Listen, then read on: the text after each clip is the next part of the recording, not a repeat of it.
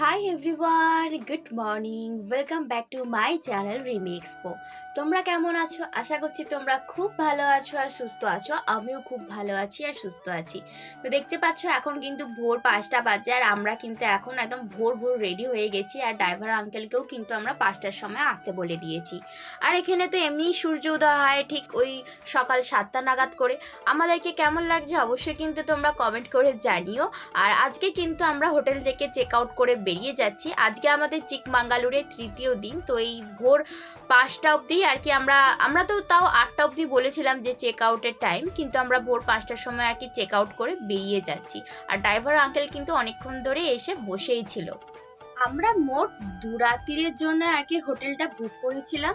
আর তৃতীয় দিন একবারে ভোরবেলা কিন্তু আমরা চেক আউট করে বেরিয়ে গেছি। আর দেখতেই পাচ্ছ একদম পাহাড়ের কোলে এই রাস্তাটা এত সুন্দর লাগছে।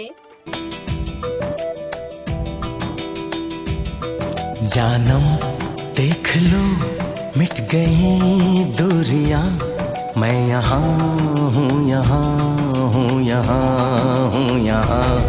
जानम देख लो मिट गई दूरियां, मैं यहाँ हूँ यहाँ हूँ यहाँ हूँ यहाँ।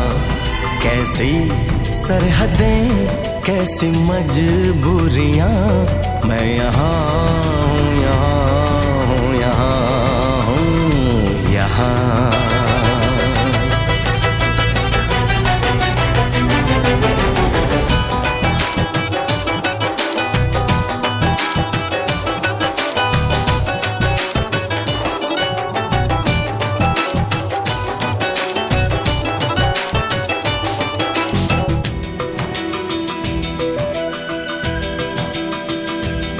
तुम छुपा ना सकोगे मैं वो। ऊपर है ना, वो सडनली अटैक करेगा वो। इधर क्या मतलब टाइगर का क्या है? चीता नहीं है तो? चीता नहीं है, रॉयल बंगाल चीता है लेकिन टाइगर है ना, टाइगर देख के सीधा जा रहा है, अटैक नहीं चीता करेगा। ज्यादा वो राज हूँ तुम भुला ना सकोगे, वो अंदाज हूँ।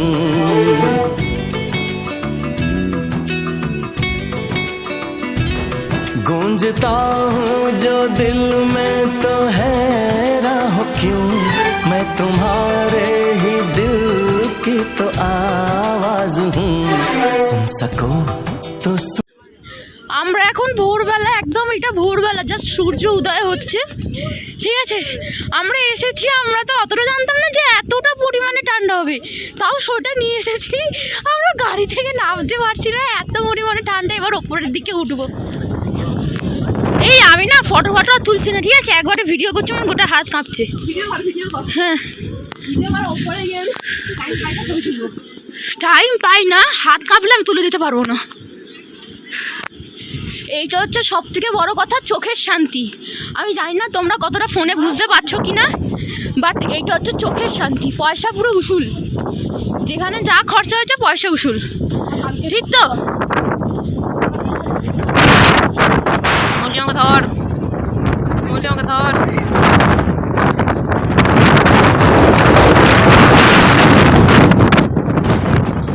খুব ঠান্ডা। মানুষগুলো দাঁড়িয়ে আছে কি করে বলবি? একটা শুধু পাতলা টি শার্ট পরে আর হাফ প্যান্ট পরে।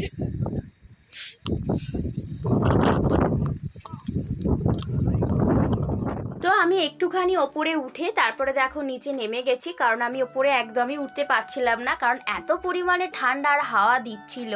আর তার ওপরে একটুও মানে অক্সিজেন নেই যে একটু শ্বাস প্রশ্বাস ভালো করে নেব। আর বিশাল পরিমাণে ঠান্ডা ছিল। তো ওরা দুজনে ওপরে গেছে, আমি নিচে চলে এসেছি। আর এটা কিন্তু একদম ওপর থেকে ভিউ, এটা ওরা আমাকে এনে দিয়েছে যাতে তোমাদের সাথে আমি এটা শেয়ার করতে পারি। তো দেখতেই পাচ্ছ কতটা সুন্দর, কতটা সুন্দর, যেটা আমি উপভোগ করতে পেরেছি, কিন্তু এরকম উপর থেকে তো আর উপভোগ করতে পারিনি। তো যাই হোক, কিন্তু জায়গাটা খুব সুন্দর ছিল, খুবই সুন্দর ছিল। তোমাদেরকে বলছিলাম না যে বাঘের কথাটা, তো শুনতে নিশ্চয়ই পেয়ে গেছো যে ড্রাইভার আঙ্কেলটাই কিন্তু আমাদেরকে বলেছে, না হলে কিন্তু আমরা জানতে পারতাম না।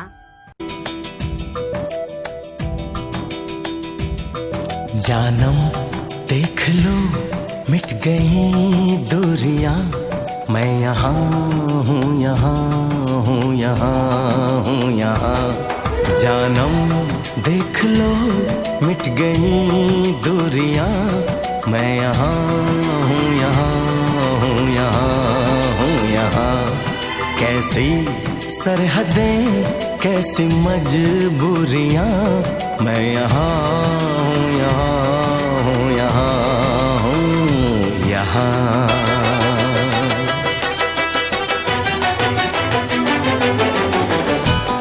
तुम छुपा ना सकोगे मैं वो राज हूँ, तुम भुला ना सकोगे वो अंदाज हूँ।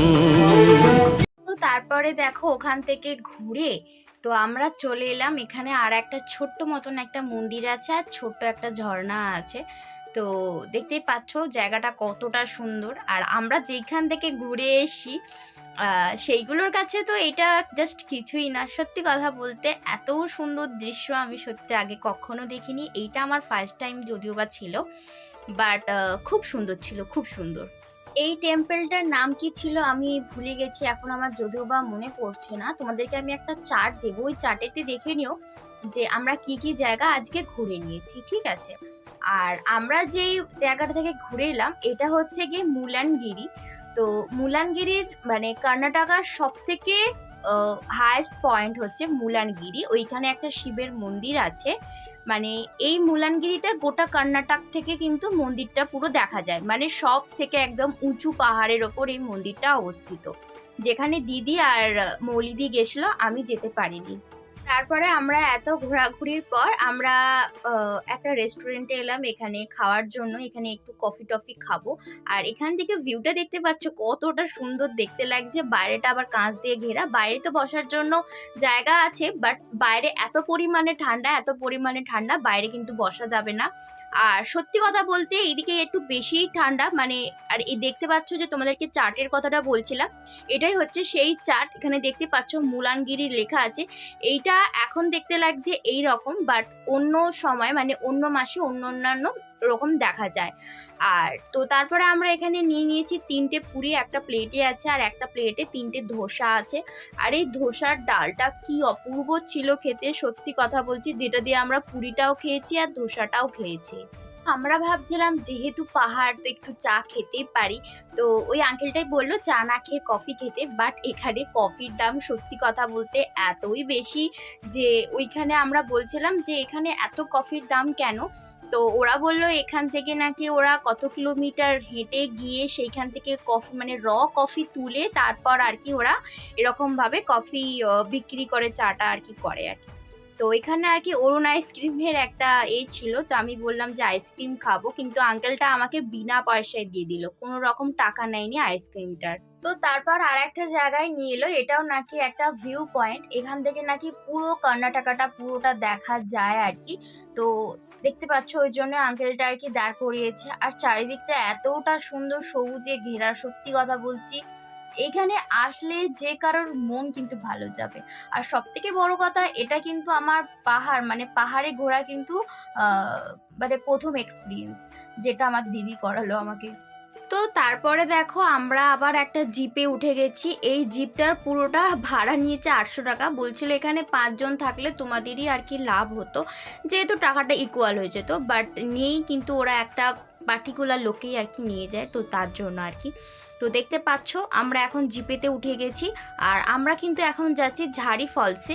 আর একটা কথা তোমাদেরকে আমি বলে দিই যে আগের ভিডিওতে তোমাদেরকে আমি যেই হিলসটাতে গেছিলাম ওটা হচ্ছে গিয়ে জেড পয়েন্ট, ঠিক আছে, কিন্তু আমি ওটা ভুল করে বলে দিয়েছিলাম যে ঝাড়ি ফলস, কিন্তু না, আমরা আজকে যেটা যাচ্ছি এটা হচ্ছে ঝাড়ি ফলস। আর আগের দিনেরটা ছিল জেড পয়েন্ট, যেটাতে যেতে গেলে আর কি মানে একটা জিপ পুরোটাই ভাড়া লাগে, মানে সব জায়গাতে যেতে গেলে এখন জিপ লাগছে ফলসগুলো, কারণ ফলসগুলো এতটাই ভেতরে ছিল যে এগুলো তো নর্মাল গাড়ি কিন্তু নিয়ে যাওয়া যেত না।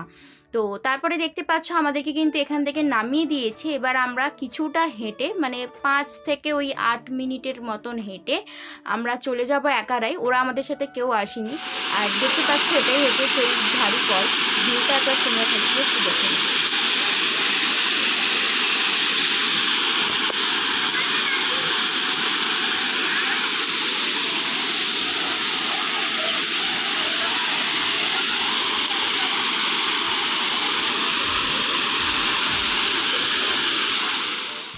আমাদের সব কিছু ঘোরা মোটামুটি কমপ্লিট, মোটামুটি না পুরোপুরি আর কি কমপ্লিট। তো আমরা ফ্রুটি কিনে নিয়েছি, আর তারপরে দেখতেই পাচ্ছ আমরা কিন্তু এখন বাস স্ট্যান্ডে অলমোস্ট নেমে গেছি। আর এখান থেকে আমাদের খুব খিদে পেয়ে গেছিলো। এখন তো প্রায় বাজে ওই 1টা নাগাদ মতন। তো আমাদের যেহেতু খুব তাড়াতাড়ি আর কি সমস্ত কিছু দেখা হয়ে গেছে, তো তার জন্য আমরা চলে এসেছি এখানে একটা ক্যাফেতে। এখান থেকে আমরা কর্ন পিৎজা আর স্যান্ডউইচ অর্ডার করেছি, যেটা আমরা খেয়ে কিন্তু 3টের সময় বাস আছে আমাদের বুক করা একদম। তো আমরা বাসেতে উঠে যাব আর কি। আমার মনে হচ্ছে আমি মুলানগিরিতে রয়ে গেলে খুবই ভালো হতো, ওখানের ভিউটা এত সুন্দর ছিল। কিন্তু সব থেকে বড় কথা হচ্ছে এত পরিমাণে হাওয়া দিচ্ছিল যে 4 চাকা গাড়িগুলো এরকমভাবে দুলছিল। তো যাই হোক, চলে এসেছি আমরা বাস স্ট্যান্ডে। এখান থেকে ক্যাব বুক করবো আর সোজা চলে যাব ব্যাঙ্গালোর। তো ব্যাঙ্গালোরে গিয়ে আবার কিন্তু ফ্রেশ হতে হবে, কারণ এতটা জার্নি আর বাসে কিন্তু 5 ঘন্টার ওপর লেগেছিল। আজকের ভিডিওটা তোমাদের কেমন লাগলো অবশ্যই কিন্তু কমেন্ট করে জানিও। ভিডিওটা ভালো লাগলে অবশ্যই একটা লাইক করে দিও, চ্যানেলটাকে সাবস্ক্রাইব করে পাশে দেখো। বাই সকলকে।